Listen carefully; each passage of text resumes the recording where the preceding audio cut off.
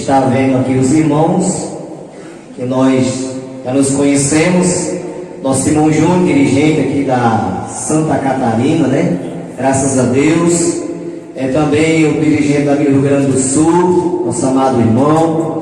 Nosso irmão ali da Rio de Janeiro, nosso irmão Cícero, irmão Manuel, fazia uns tempos que não via ele, uns meses, mas graças a Deus, né? Nosso irmão Maurício, companheiro ali, que sempre nós estamos na Zona Norte, cooperar ali com o nosso irmão Francisco, nosso amado irmão, nosso irmão Raimundo, que nós já conhecemos há alguns anos, desde que ele dirigiu a Vila Paraíba, que a gente residia lá, que nós nos conhecemos, e é uma bênção de Deus. Nosso irmão Diogo, meu motorista no domingo, né? Graças a Deus, e que Deus continue abençoando o nosso amado irmão, nosso irmão Jeová, que nos convidou. Deus continue abençoando juntamente com toda a sua família e a toda a igreja aqui presente. Meus irmãos, nessa noite nós temos a responsabilidade de trazer uma palavra. E eu quero tomar por base, não uma leitura lida, quero tomar por base um versículo, 1 Coríntios 15, 58. A palavra de Deus, bem conhecido da igreja. Também me alegra em ver o nosso irmão Eduardo, está ali, né, escondidinho, mas Jesus está vendo, né, irmão Eduardo? Graças a Deus. 15, 58, irmãos. 1 Coríntios, quando Paulo aqui escreve a igreja, e esta palavra serve para nós hoje. Diz assim: portanto, meus amados irmãos, sede firmes e constantes, sempre abundantes na obra do Senhor, sabendo que o vosso trabalho não é vão no Senhor. É um versículo, irmãos, bem conhecido. Eu acredito que quase todo crente sabe recitar este versículo decorado, pois é um versículo muito bem conhecido. Mas aqui Paulo nos traz um grande ensinamento para nós hoje, como trouxe na época para a igreja de Corinto. Mas antes de entrar um pouco na mensagem, nós vamos aqui saber quem era Paulo. Todos conhecem a história de Paulo, que era um homem perseguidor da igreja, conhecido por Saulo de Tarso. Foi um dos mais influentes escritores, teólogo e pregador do cristianismo. De perseguidor passou a ser perseguido quando ele pede carta para Damasco, para perseguir a igreja, para perseguir os cristãos. Mas ali no caminho para Damasco, Jesus aparece a Paulo e ele cai por terra, e ali ele diz: quem és, Senhor? E Jesus diz: eu sou aquele a quem tu persegue. Duro é para ti recalcitrar contra os agrilhões da morte. E aqui, meus irmãos, nós vemos que Jesus aqui chama Paulo. Paulo é transformado, Paulo é convertido ao cristianismo, ao evangelho. E Paulo, conforme o versículo 15 do capítulo 9 de Atos, Deus diz: este é para mim um vaso escolhido para levar o meu evangelho diante dos gentios. O evangelho não era para gentios, o evangelho é para os judeus. Mas a Bíblia diz que Jesus veio para o que era seu, mas os seus não receberam. Mas a todos quanto receberam, Deus lhe deu o poder de serem feitos filhos de Deus aos que creem no seu nome. Então, irmãos, o evangelho foi rejeitado pelos judeus, mas aí chegou para nós os gentios. Aleluia. Existem três povos, né? Judeu, gentio e igreja. Nós éramos gentio, hoje somos igreja do Senhor Jesus Cristo. Nós vemos, meus irmãos, que Paulo nasceu em Tarso da Cilícia. Tarso, hoje atualmente conhecida como Turquia, que era uma província romana. E Paulo nasce em Tarso da Cilícia. Embora Paulo tenha nascido um cidadão romano, Paulo era um judeu da dispersão, um israelita circuncidado da tribo de Benjamim, membro zeloso do partido dos fariseus. Então Paulo ele tinha mais de uma nacionalidade. Ele era romano, aleluia, mas também ele era judeu. Ele era um judeu convertido, né, do partido dos fariseus. Por isso mesmo que ele era zeloso pela sua lei e pela sua cegueira, pela sua falta de conhecimento. Ele perseguia os cristãos, ele perseguia a igreja, achando ele que estava certo. Como hoje nós temos muitos Paulos que perseguem a igreja, porque ainda está na ignorância. Porque a maior ignorância do homem na terra é a falta do conhecimento de Deus. Por isso que a Bíblia diz que por falta de conhecimento meu povo se corrompe. Então Paulo, pela sua ignorância, pela falta do conhecimento de Deus, ele perseguia a igreja. Mas Paulo aqui, irmãos, ele era romano, e um romano, irmãos, ele tinha os privilégios. Lá no capítulo 11, versículo 1 de Romanos, diz assim, Paulo escrevendo: digo, pois, porventura rejeitou Deus o seu povo? De modo nenhum, porque também eu sou israelita, da descendência de Abraão, da tribo de Benjamim. Paulo, além de ser judeu, tinha cidadania romana de nascimento. Aleluia. Ele era cidadão romano de nascimento. E lá em Atos, capítulo 22, versículo 25 ao 28, está escrito lá: e quando o estava amarrando, na ocasião que prenderam Paulo, já agora convertido, um pregador do Evangelho de Cristo, agora ele já estava sendo perseguido, e quando estava amarrando Paulo com as correias, disse Paulo ao centurião: é-vos lícito açoitar um romano sem ser condenado? E ouvindo o centurião, foi e anunciou ao tribuno, dizendo: vê o que vais fazer, porque este homem é romano. Perguntou o tribuno a Paulo: és tu romano? E disse Paulo: sim.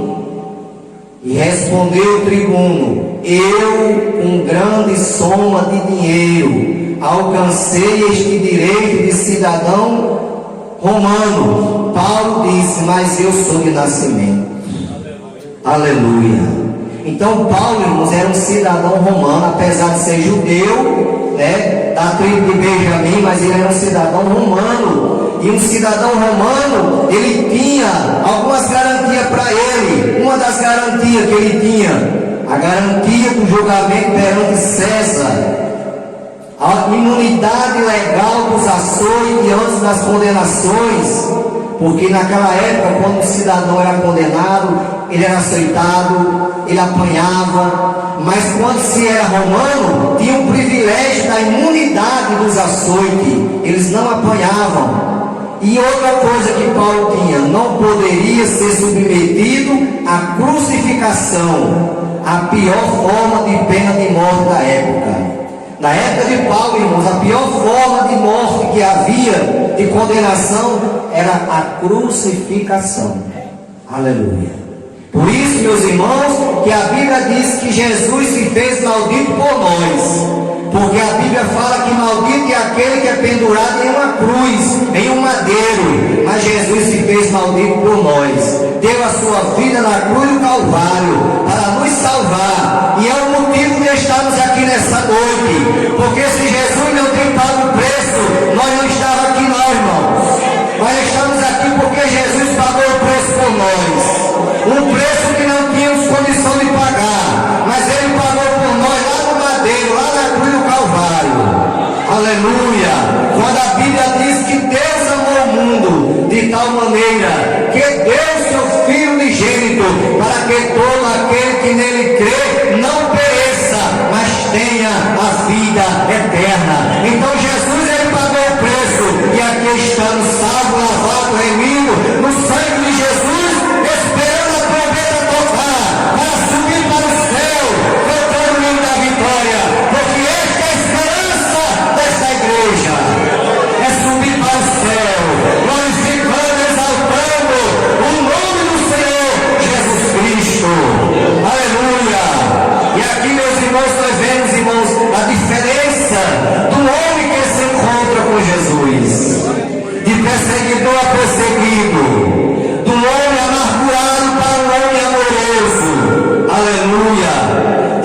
irmãos, quais os resultados da conversão de Paulo. Porque nós não cremos, irmãos, eu não creio particularmente no evangelho que não transforma. Evangelho que não transforma a vida não é evangelho. Evangelho verdadeiro é o que transforma, que é o evangelho que esta igreja prega. Esta igreja prega o evangelho e, segundo Paulo, lá em Romanos 1,16, quando ele pregava e dizia: não me envergonho do evangelho de Cristo, porque é o poder de Deus e salvação para todo aquele que nele crê. Então o evangelho verdadeiro, irmãos, é aquele que tem um homem velho lá da sarjeta do pecado e transforma este homem em uma nova criatura e faz ele sentar em lugar de príncipe. Aleluia. O salmista no Salmo 40 diz: esperei com paciência no Senhor, ele se inclinou para mim e ouviu o meu clamor. Tirou-me do lago horrível, do charco de lodo, pôs os meus pés sobre uma rocha, firmou os meus passos, pôs o meu canto na minha boca, o hino de louvor ao nosso Deus. Muitos o verão e temerão e confiarão no Senhor. Então este é o evangelho, irmão, que transforma. Aí Paulo, para confirmar, lá em 2 Coríntios 5,17, Paulo diz: se alguém está em Cristo, nova criatura é. As coisas velhas já passaram, eis que tudo se fez novo. Se alguém diz que está em Cristo e é a mesma pessoa de antes, não foi transformado, irmão. A pessoa transformada, irmão, é nova criatura, tem um novo comportamento, tem uma nova maneira de falar, de andar, de pensar, de agir. Por quê? Porque agora ele tem, irmãos, Cristo na vida. Aleluia. A pessoa com Jesus na vida é outra pessoa, irmão. Não é a mesma de antes, não. Não é aquela do mundo, não. É outra pessoa, é nova criatura. Porque Jesus diz assim lá em Mateus 5: vós sois a luz do mundo. Não se pode esconder uma cidade edificada no monte, nem se coloca uma candeia debaixo do alqueire, mas no velador, e dá luz a todos que estão na casa. Assim resplandeça a vossa luz diante dos homens, para que vejam as vossas boas obras e glorifiquem ao vosso Pai que está no céu. Então, irmãos, crente é luz, crente brilha. Assim como você olha para o céu agora e vê muitas estrelas no céu, assim Deus olha do céu para a terra e vê as estrelas, e essas estrelas, sabe qual é, irmão? Somos nós os crentes. Nós estamos em meio a um mundo de treva, nós estamos em meio a um mundo de escuridão, mas aonde há um crente, há uma estrela que brilha. Aleluia. Porque isso é que o evangelho de Cristo faz, é transformar o homem em uma nova criatura, em um novo cidadão do céu. Aí Paulo diz aqui, meus irmãos, ser firme. Portanto, meus amados irmãos, ser firme. Irmãos, o crente tem que ter firmeza. Aleluia. A palavra diz, o próprio Paulo dizendo lá em Timóteo: eu sei em quem tenho crido. Aleluia. Nós temos um exemplo na Bíblia, irmão, do nosso irmão Jó, muito conhecido dos irmãos da história. Um homem de Deus, um homem escolhido por Deus, um homem sincero, íntegro, que se desviava do mal. Mas a Bíblia diz, irmão, que em certa ocasião o Filho de Deus vinha na presença de Deus e no meio veio Satanás. E Deus pergunta a Satanás: de onde vens? E Satanás diz: de rodear a terra e passear por ela. Aí Deus dá testemunho de Jó. Porque, meus irmãos, quando o crente é fiel, Deus dá testemunho do crente. Se você é fiel, Deus vai dar testemunho de você. Assim como fez com Jó. Aí Deus disse a Satanás: tem visto meu servo Jó? Homem íntegro, sincero, reto, se desvia do mal. Aí Satanás diz: também com a riqueza daquela, quem é que não é crente?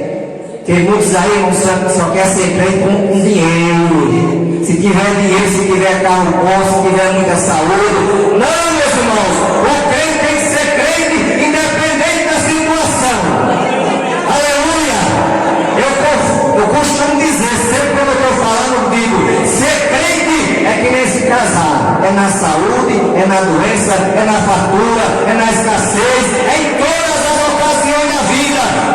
ser crente em Jesus. Aí Deus disse: pois vai lá e toca nos bens materiais dele, só não toca na vida porque a mim pertence. Satanás deu, destruiu o que era de Jó, com permissão de Deus. Foi Deus que permitiu. Aí novamente Deus disse: está vendo aí como ele permaneceu fiel a mim, mesmo pobre? Aí ele disse: mas também quando Saul desce, ô irmão, o diabo é tão ruim que não tem nada e quer que os outros não tenham também. Aleluia! O diabo não tem nem morar, é um sem terra, porque até o inferno foi Deus que fez para ir morar lá eternamente. Aleluia! Mas aí diz: depois lá e toca na carne dele. Satanás toca na carne de Jó. Jó cai na cinza, se coçando com caco de telha. Aleluia! Aí já tinha perdido tudo, a fazenda, toda a riqueza, tinha perdido os 10 filhos, só tinha mulher agora, que Jó esperava que ele dê uma palavra de conforto. A mulher se desviou. Aleluia, porque tem crente aí, irmão, que quando está no aperto deixa logo Jesus. Quando está na situação difícil, deixa logo Jesus. Foi o caso da mulher de Jó. Aí a mulher olha para ele e diz: homem, ainda mantém essa retidão a Deus? Amaldiçoa teu Deus e morre. Aí Jó disse: mulher, tu está doida? É. Quando fala uma doida, fala tu. Não saí do ventre da minha mãe, não tornarei para lá. O Senhor me deu, o Senhor tomou. Louvado seja o nome do Senhor. E mais na frente ele diz: ainda que ele me mate, eu confiarei. Aleluia! Meus irmãos, ainda que Deus nos mate, vamos confiar nele. Vamos ter firmeza na nossa crença. Vamos ser firmes na fé. Aleluia! Glória ao nome do Senhor. Então Paulo diz assim: portanto, meus amados irmãos, sede firmes. Aleluia! O salmista diz no Salmo 100, versículo 2: servi ao Senhor com alegria e apresentai-vos a Ele com canto. Irmão, está doendo? Siga o Senhor com alegria. Aleluia! Não está doendo não? Siga o Senhor com alegria. A despesa está cheia, glória a Deus. Está vazia, glória a Deus. Sabe por quê? Aí o irmão pode dizer: mas pastor, é muito fácil dizer. Mas nós seríamos um Deus da providência, irmão. Aleluia! Quando a despesa estiver vazia, ou estiver se acabando os cereais, Deus pode fazer milagre, Deus pode multiplicar, Deus pode usar quem tem para chegar e quitar e suprir a sua necessidade. Agora, murmurar não, irmão. Não adianta. É tanto que o hino 302 diz assim: enjoe de murmurar cante, um hino de louvor a Deus. Se murmuração resolver esse problema, irmão, o mundo todo era rico, porque o que tem gente murmurando aí tem as coisas. Tem gente que tem comida na mesa e não murmura ainda. Tem gente que tem roupa boa para vestir e não murmura ainda. Aleluia! Mas o crente é diferente, irmão. O crente, independente da situação, porque o crente aprendeu com Paulo: em tudo dá graça, porque esta é a vontade de Deus em Cristo Jesus para convosco. Então, irmãos, nós aprendemos na Bíblia que por tudo devemos dar graças a Deus. Aleluia! Então Paulo diz que devemos ter firmeza, ser firme, ser constante. Irmão, nós devemos ser constante em fazer a vontade de Deus, ser constante em irmos para a casa do Senhor. Nós devemos estar agarrados no que o salmista diz: alegrei-me quando me disseram, vamos à casa do Senhor. Porque na Vila Minas Gerais agora mesmo, não tem lugar melhor do que esse, irmão. Aleluia! A nossa casa é muito boa, mas a de Deus é melhor. Aleluia!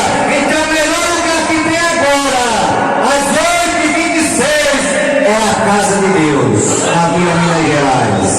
Então devemos ser constantes, sempre abundantes na obra do Senhor. Irmão, devemos fazer as coisas para Deus com abundância.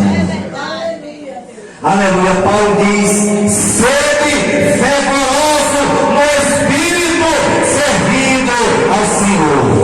Então o crente, irmãos, tem que servir ao Senhor com fervor.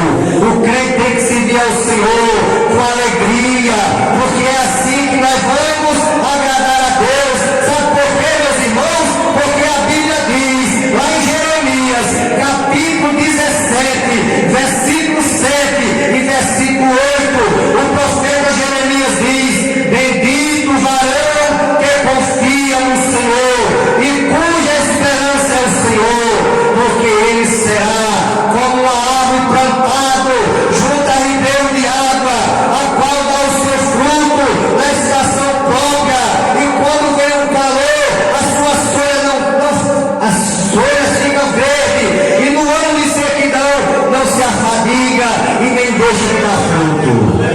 Irmãos, o crente, irmãos, que confia no Senhor, é como uma árvore plantada junto aos ribeiros de água. É por isso que o salmista, no Salmo 1, diz assim: bem-aventurado o varão que não anda segundo o conselho dos ímpios, nem se detém no caminho dos pecadores, nem se assenta na roda dos escarnecedores. Antes, o seu prazer é na lei do Senhor, e na sua lei medita de dia e de noite, pois será como a árvore plantada junto a ribeiro de água, a qual dá o seu fruto na estação própria, cuja folha não cai, e tudo quanto fizer prosperará. Aí o salmista continua: não são assim os ímpios, mas são como a moinha que o vento espalha, porque o Senhor conhece o caminho do justo, mas o caminho do ímpio perecerá. Aleluia.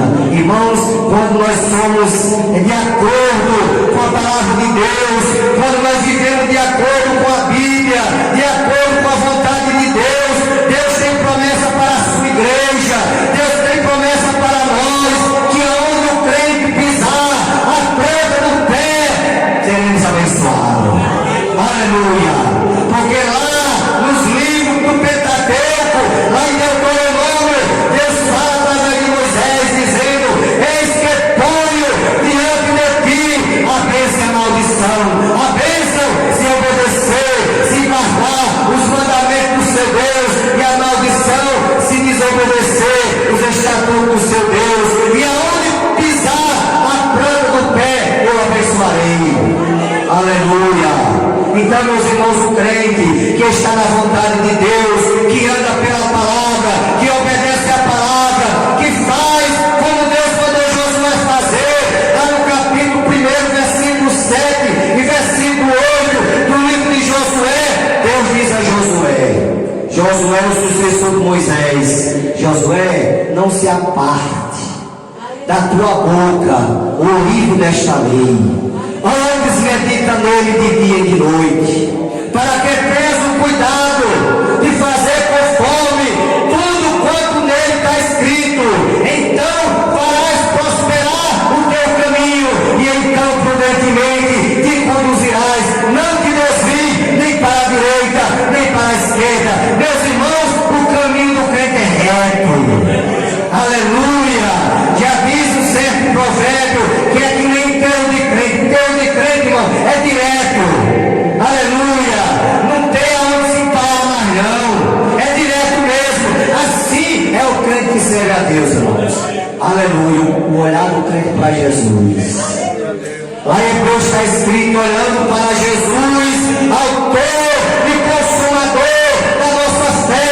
Porque, irmãos, quem anda neste mundo servindo a Deus, quem é crente em Jesus, que olha para Jesus, ele não se embaraça com os negócios dessa vida. Tem muita gente aí embaraçado. Tem muita gente embaraçada com os negócios dessa vida, embaraçado com o pecado, embaraçado com aquilo que não agrada a Deus. Mas sabe por quê? Essa pessoa está embaraçada é porque tirou o olhar de Jesus. Aleluia. A Bíblia diz que Jesus ia caminhando pelas águas, e os discípulos no barco, era noite, era escuro. Quando viram, tiveram medo, porque pensavam que era um fantasma. E Jesus disse: não tema, porque sou eu. Aí Pedro disse assim: Senhor, se é o Senhor, deixa que eu vá tão encontro, Jesus diz: vem Pedro. E a Bíblia diz, irmão, que Pedro começou a caminhar por cima das águas. Enquanto Pedro olhou para Jesus, começou a andar por cima das águas. Mas teve um momento que Pedro desviou o olhar de Jesus e começou a se afundar nas águas daquele mar. Aleluia! E é assim que acontece, irmão, se nós tirar o olhar de Jesus. Nós vamos se afundar igual a Pedro. Mas não vamos tirar o olhar de Jesus, não, irmão. Não vamos se embaraçar com nada, não. Aleluia! Porque nós sabemos, irmãos, que o crente, ele tem um propósito, ele tem uma finalidade em ter sido crente, em ter aceitado Jesus. Sabe qual é? É chegar no céu. Então quem quer chegar no céu, irmão, não pode se embaraçar com nada dessa vida. Venha o que vier, aconteça o que acontecer, mas não se embarace. Olhe para Jesus, continue caminhando, porque você vai ser um vitorioso, você vai ser uma vitoriosa. Então Paulo aqui ensina para a igreja, na época de Timóteo, na época de Corinto, na igreja primitiva, está ensinando para hoje, a igreja do século 21. Portanto, meus amados irmãos, sede firme, constante, abundante, sirva ao Senhor com alegria, não sirva ao Senhor acanhado, não, porque às vezes não tem crente que serve ao Senhor com vergonha. Eu conheço uns aí, irmão, infelizmente, que até a paz do Senhor tem vergonha de dar para o irmão quando se encontra no meio da rua. Mas o crente salvo, irmão, ele não tem vergonha de saudar o seu irmão com a paz do Senhor, não. Ele salva o irmão com gosto, com prazer, com alegria, porque ele não se envergonha de Jesus. Porque Jesus falou: aquele que se envergonhar de mim diante dos homens, eu me envergonharei dele diante do Pai que está no céu. Então, irmão, se eu me envergonhar de Jesus aqui, ele vai se envergonhar de mim diante do Pai que está no céu. Então nós temos, irmão, que servir ao Senhor com abundância, sabendo que o nosso trabalho não é vão no Senhor. Deus lhe chamou para pregar? Pregue. Tenha firmeza, seja abundante. Seu trabalho não é vão no Senhor. Deus lhe chamou para cantar? Cante. Deus lhe chamou para reger conjunto? Reja o conjunto. Deus lhe chamou para dirigir congregação? Dirija a congregação. Sirva com firmeza, com abundância, porque o seu trabalho não é vão no Senhor. Muitas vezes ainda somos injustiçados aqui na terra, porque trabalhamos para o homem, e muitas vezes o homem não quer pagar o direito que a nós deve pagar. Mas Jesus é diferente, irmão. A Bíblia diz que ele não é justo para se esquecer da nossa obra. A obra que você faz para Deus tem uma recompensa. Tem uma recompensa, está lá guardada. Aleluia! Porque Jesus diz assim: não ajunteis tesouro na terra, onde a traça e a ferrugem consome, ajuntai tesouro no céu, porque lá nem a traça nem a ferrugem consome. Então tudo que o irmão fizer, tudo que o irmão fizer para Jesus aqui na terra, está guardado lá. E um dia você vai receber a sua recompensa. Você vai receber a sua coroa, porque a Bíblia diz que nós receberemos segundo as nossas obras. Aleluia. Então, queridos irmãos, ainda tem a ceia, iremos parar por aqui, mas que Deus continue abençoando esta amada igreja, que Deus continue abençoando nossos amados irmãos que fazem a obra do Senhor aqui neste setor. Nosso irmão Raimundo, os dirigentes das congregações aqui neste setor, que Deus abençoe maravilhosamente. Aleluia. E nesta oportunidade, irmãos, eu agradeço a Deus por aqui ter chegado. Eu não lembro, irmãos, na verdade eu não lembro se eu já vim alguma vez na Minas Gerais na igreja, porque eu morei em Serra do Mel no ano 2003, vim morar aqui uns meses, esperando a convenção de Natal. Eu vim morar em janeiro de 2003 e a convenção foi em maio de 2003, quando o pastor Marquinhos me convocou para me assumir o campo de Lagoinha. E eu visitei muitas congregações da Serra do Mel, mas no momento, na minha mente, não me via a lembrança que eu visitei a Vila Minas Gerais. Se eu não visitei, está sendo a primeira vez que eu estou vindo aqui, irmãos. Aleluia, a primeira vez que eu estou vindo na Vila Minas Gerais. Mas não vai ficar só nessa não, irmão. Nós iremos em outras vezes. Na hora que Deus nos permitir, nos dê a oportunidade, com certeza nós estaremos aqui, não para pregar, não é obrigado a ser para pregar não, é para adorar a Deus junto, irmão. Porque a nossa maior finalidade de estar aqui não é pregar não, a nossa maior finalidade é adorar a Deus na beleza da sua santidade. Porque a palavra diz que os verdadeiros adoradores adorarão o Pai em espírito e em verdade. Então que os irmãos orem por nós, pela minha esposa, pelos meus filhos, pela minha família, e com certeza, irmãos, nós iremos continuar orando pela igreja aqui da Vila Minas Gerais, para que continue e vai continuar sendo uma bênção de Deus aqui neste lugar, e muitas vidas vão se entregar para Cristo, para a glória do nome do Senhor. Agradeço a oportunidade e a confiança. Está vendo aqui os irmãos.